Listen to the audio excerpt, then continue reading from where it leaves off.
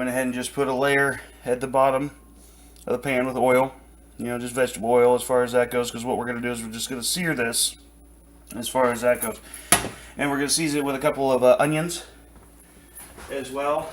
And I'll get that out here just to give it some flavor.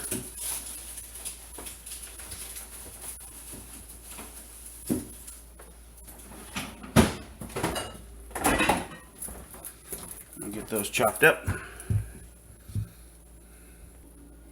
Alright guys, so what I use, a lot of people always criticize me for using minced garlic, but to me it's basically the same. I don't really notice a huge difference, but I'm not really using this, you know, for the actual eating. I'm just using it for flavoring as far as that goes.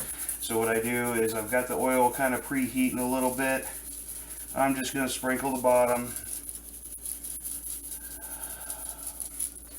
with some minced garlic as far as that goes, and then wait for this to heat up a little bit more.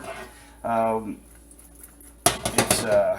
got it on high heat right now. I'm just trying to get it up to temperature, up to searing temperature. I want to do that just below the oil's burning point, which, you know, we're like 375, somewhere in that ballpark.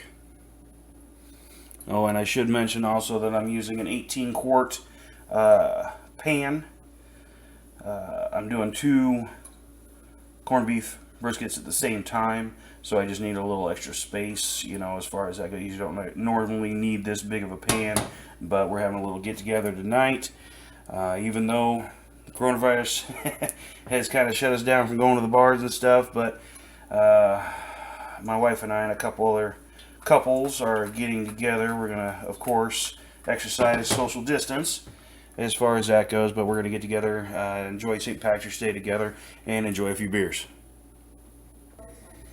Okay, the oil's getting pretty fluid-like, and watery-like, I should say, and the reason why I use these is because when it gets up close to the smoke point, or up to the 400 degrees, what it does is it goes ahead and the garlic starts turning a little darker brown color.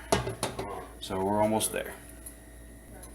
Okay, we're pretty close to the smoke point. We're probably 350, somewhere in that ballpark degrees as far as that goes. The minced garlic there is turning into a nice light brown color. Of course, you don't want it to burn as far as that goes. What we'll do is we'll go ahead and grab our corned beef here. What we're going to want to do is we're going to want to sear that fat side down first. Okay, so just kind of move the oil around as far as that goes. I don't know if you can see, but nice, darker, actually I should say a light brown color as far as that goes. And what I also did is I filled this up with 8 cups of water. And then what we're going to do is we're going to go ahead and cut open our season packs and put that into the water, so that way we can get that prepared for the braising process as far as that goes. And we're going to do that in the oven at, I think it's 300 degrees for probably about 4 hours. So we'll check on it. And of course, internal temperature is always going to make your defining time frame. So you always want to be somewhere, I like it somewhere around 200, 210 degrees internal temperature, because that gives me a nice tender corned beef. So looks like we're just about ready to go here. So let's go ahead and drop in our corned beef, fat side down. And we're going to do about 4 minutes aside. We won't leave all of that oil in there. That's just to get a nice good sear on that as far as that goes. So let's go ahead and throw our onions in as well.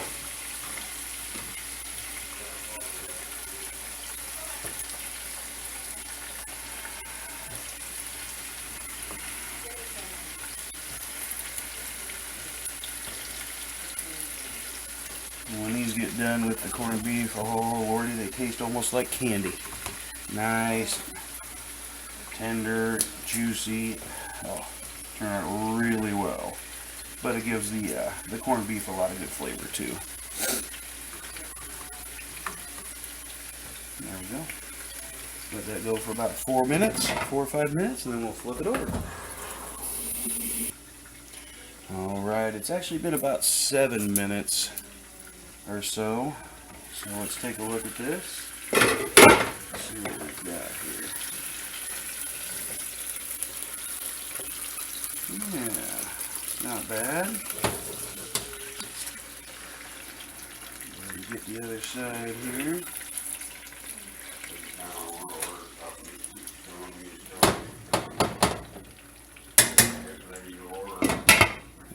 Go. Alright, so it looks like we've done about another 7 minutes on this side. So let's see what we got going on here. Yeah, just a little brown sear just to kind of sear it up just a little bit. Now what I'm going to do is I'm going to take these out real quick, take the onions out, go ahead and get this, most of this oil, you know, kind of gone. There'll be a little bit of residual in there. But then what we'll do is we'll go ahead and put the brisket and the onions back in, then go ahead and put in our kind of brine mixture, I guess if you want to call it. And then we'll put it in there, and then we'll throw it in the oven at 300 for about 4.5, something like that hours. Like I said, I've got a 5-pounder. They usually say somewhere around, I think it's 40 to 50 minutes per pound. I'll check on it in 4. And then we'll go with the temperature scale and let me know what it is from there. So let's go ahead and get these out of here.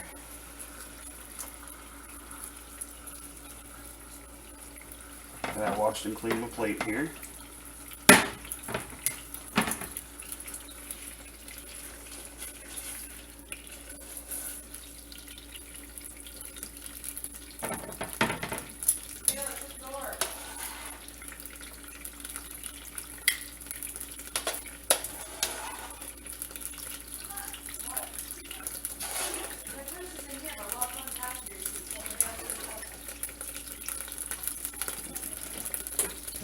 There. Like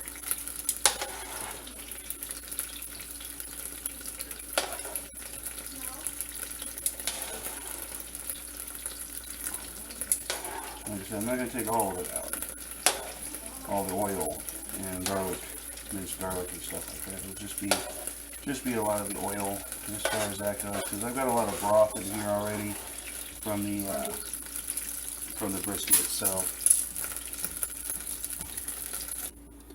Alright, now what I did is I went ahead and took most of the onions out. You didn't need to see all of that, but as you can see, there's drippings and the garlic's still in there. I don't want to get rid of all of that, you know, and people sometimes ask me, well, how are you going to get rid of the oil? Well, oil floats. So what we're going to do, on top of the juices and the water and everything else like that, so what we're going to do is we're going to go ahead and just scoop off most of the top oil, and then what we'll do is we'll keep a little bit, because you want a little bit of oil in there and stuff, so we'll just kind of get it down there. And I don't know if you can see that or not, but see how all the drippings and a little bit of the onions and everything else like that is down below that? Well, all that on top is mostly oil.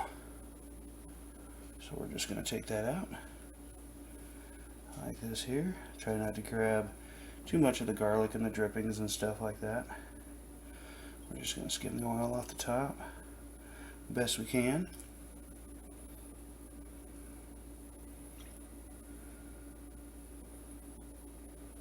Got a little bit in there. Put it back.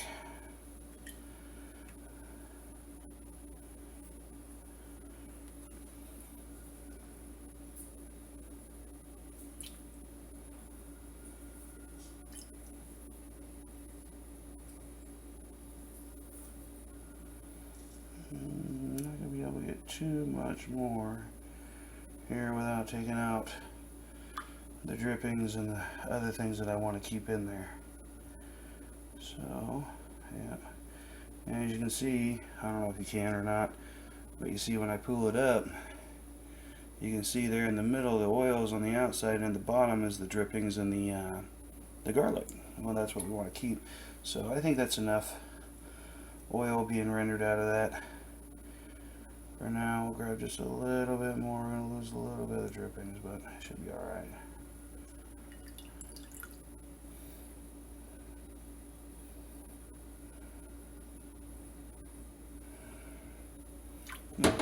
Well, we should be good. And that's basically what we pulled out, mostly oil. A little bit of garlic and the drippings. Alright, so what we'll do is go ahead and mix that back up. And then we'll go ahead and throw back on our corned beef and our onions. And get ready to add the brine mixture.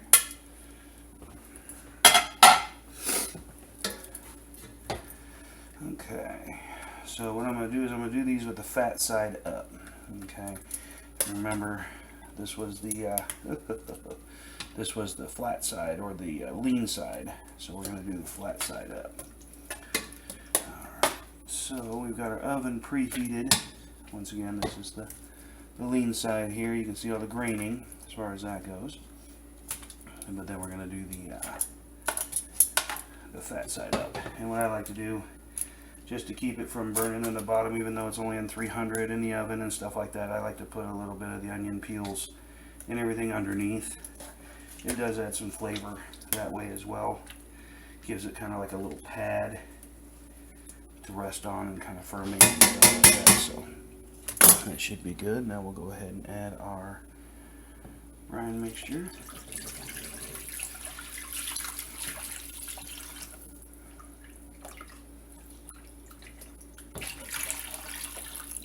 Go. I usually cover it up about halfway or so, you know, as far as that goes. Most of this will boil off and kind of evaporate and stuff like that as far as that goes. So, alright, let's get her in the oven. Like we're in about the 3rd hour. Let's check out our corned beef and see how we're doing. Getting a lot of juice in there. It's gonna be real good for our cabbage and all the other good things. It's probably not gonna be fork tender yet. It's probably still a little tough. Yeah, she's just a little bit tough. So yeah, we're gonna go the full 4 hours on this. I like to where when you pick it up, it almost tries to fall apart. But nice pink, getting real good. Test the temperature of it real quick, like just to see. Always go into the fattest part. In a flat, that's kind of tough, just because it yeah, we're actually not too far off. We're actually not too far off. We're almost, yeah, we might be right in that 200-degree range as far as that goes. Yeah, a little bit. Yeah, we're actually probably pretty close, so we could probably go ahead and pull these out. That one's about 210. It might be just because I'm doing it inside the thing. I think you're supposed to usually let these rest just a little bit. But yeah, we might be right in that range. Let's go ahead and get these pulled out and sliced up, and we'll get them in the roaster. And then we'll go ahead and start with the potatoes. Do those for an hour in the juices and everything else like that, in about 20 minutes until the end of the 1 hour. I usually do the potatoes for 1 hour, and then the last 20 minutes I throw in the cabbage. I'm sorry, the carrots and potatoes in for an hour, and then the last 20 minutes I throw in the cabbage, so that way it all just kind of comes together. So, alright, let's go ahead and get these out here, and we'll get one sliced up. See how they look here. Put them out here, let them rest for about 5 minutes. But I'll go ahead and get the potatoes in there.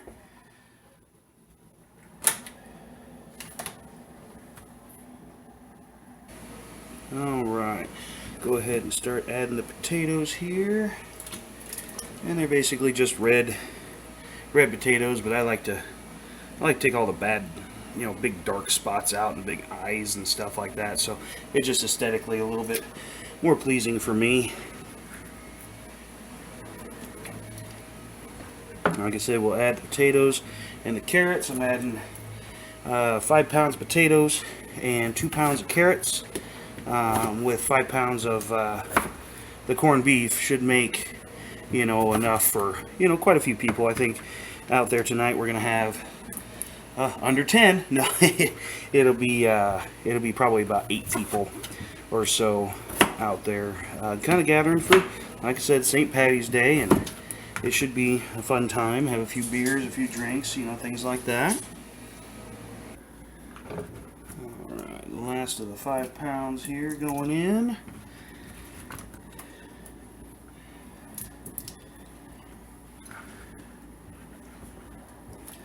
And we'll add the carrots. And we'll get started with the slicing of the corned beef. And we'll take a taste test, of course, to see how tender it is. And I just use 2 pounds of the baby carrots. Makes it nice and simple and easy. I don't have to spend the whole time shredding or peeling and cutting and everything else like that. It'll all come together real nice. Alright, we'll ship this back in the oven for 1 hour. I'm going to crank it up to about 350. Come on, go up, there you go. There we go, we got her up about 350. And we'll go ahead and put it in there. 1 hour. Alright, let's go ahead and slice us up some corned beef. Have a little taste test.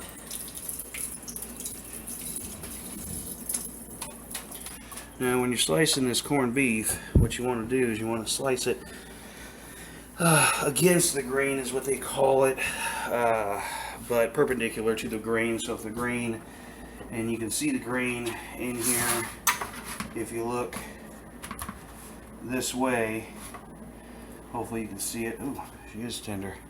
You can see the grain running in that perpendicular direction. So I know the grain's running this way, so what I'm going to want to do is I'm going to want to go ahead and slice it across the grain for that reason, so that way it doesn't shred. And like I said, that's why you want to let it set for about 5 minutes, so that way it has a chance to soak up those juices again. Okay, well, apparently the storage ran out in my memory card, and I didn't realize it till I had already gotten the cabbage peeled and cut. Well, half of it cut. I usually like to have close to bite-sized pieces.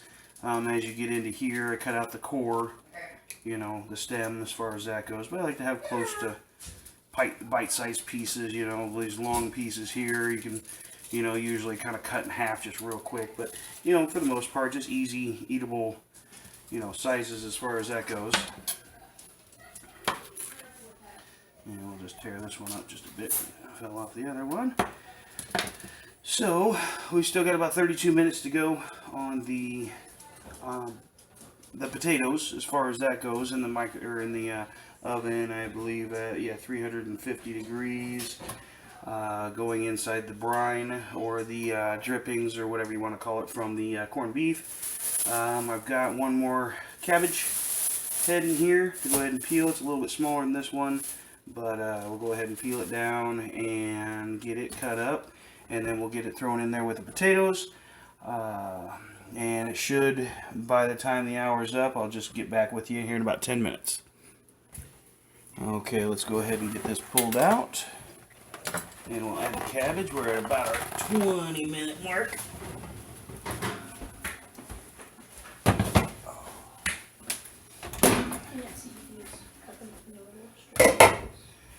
Alright, let's see if these are even tendering up yet.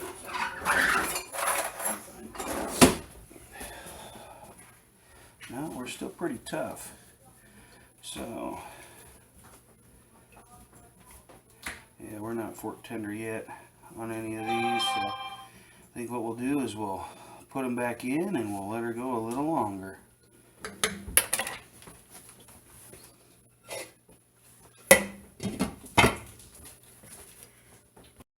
Been another 25 minutes.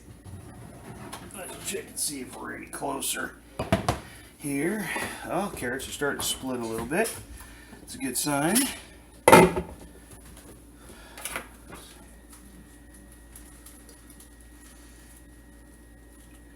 Potatoes are starting to get there. I think we should be alright.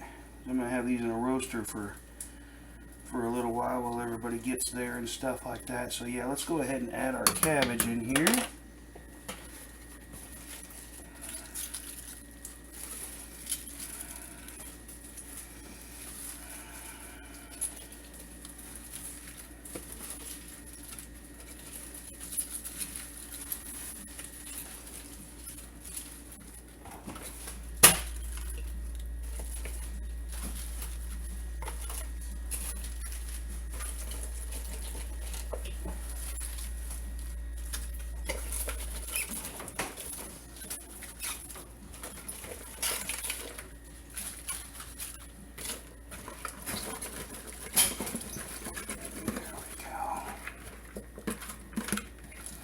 Everybody in the pot. And it doesn't matter that it's up like that. When the steaming gets going, it'll steam cook all that cabbage down in there. We should be good to go. All right, back in the oven. We'll do probably another 30 minutes. Check it after 20. That's probably gonna be 30.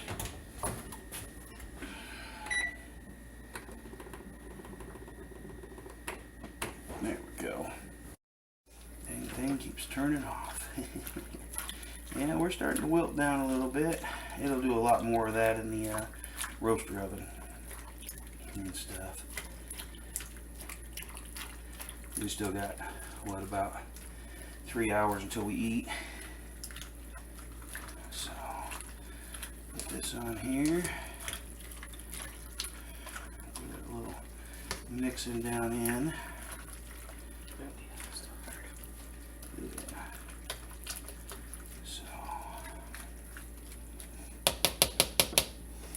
Alright, go back in for another, let's do another 20 minutes and see how she looks.